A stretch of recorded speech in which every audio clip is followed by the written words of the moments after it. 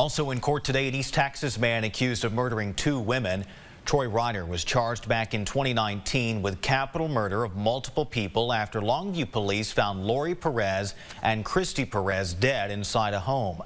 Troy Ryder was in Gregg County Court where prosecutors tried to get his $2 million bond revoked. A visiting judge denied that request.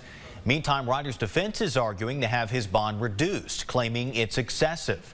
The judge will rule at a later time whether or not that bond amount will in fact be reduced.